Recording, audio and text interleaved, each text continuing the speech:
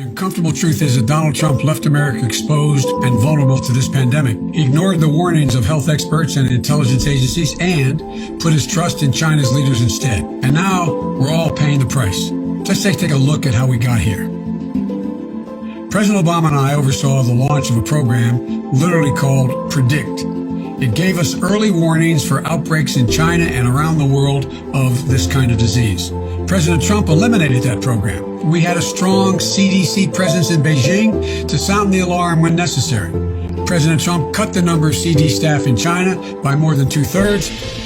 We had an American official stationed inside the Chinese Disease Control Agency, serving as our eyes and ears. President Trump left that position vacant as the outbreak hit. And when the coronavirus started to spread, the CDC wanted to get into China to get information that could save American lives.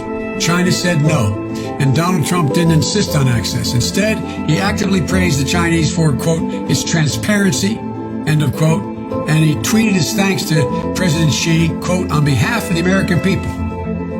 He was more worried about protecting his trade deal with China than he was about the virus that had already come to America. So in February, on the same day I was calling on the administration to demand CDC access, President Trump was applauding Xi Jinping for his work on the coronavirus. That's not being tough on China. President Trump is trying hard to revise history, again, but the facts don't back him up. Let's talk about President Trump, China, and the coronavirus, and how President Trump failed to hold China to account when it mattered most. Barack Obama and Joe Biden put in place extra safeguards to predict, prevent, and deal with pandemics, especially those originating in China. We kept a strong CDC presence on the ground there. We even had an American expert stationed in the Chinese Disease Control Agency to be our eyes and our ears. President Trump dismantled or diminished virtually all of it. He closed the White House Pandemic Office. He cut the number of CDC experts in China from 47 to 14. He left that key position that was our eyes and ears vacant in the months before the outbreak. In early January, after the outbreak started, the CDC wanted to get into China to get information to protect Americans. China said no, and President Trump didn't push.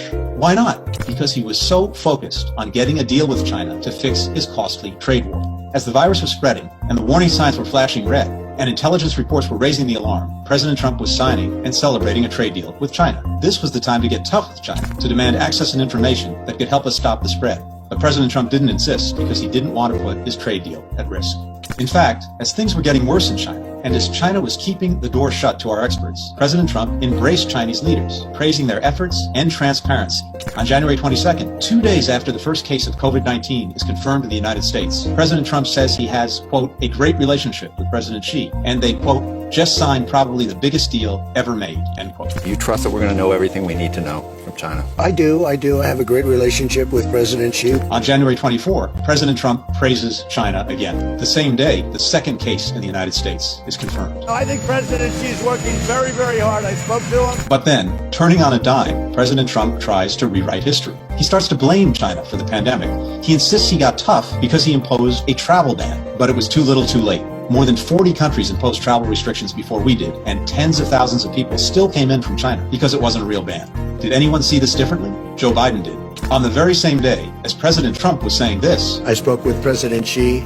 We had a great talk. He's working very hard, I have to say. He's working very, very hard. Biden was saying, I'd insist that China allow our scientists in to make a hard determination of how it started, where it's from, how far along it is. So now what? Let's talk about that and what a real leader like Joe Biden would do as president. He'd put CDC officials back in China rather than trusting Beijing with the health and safety of the American people. And he'd use our influence at the World Health Organization to demand real accountability and oversight. President Trump went soft on China when it mattered most. Joe Biden will insist that China live up to its responsibilities. We need a president who can meet this difficult moment and others that will come with strength.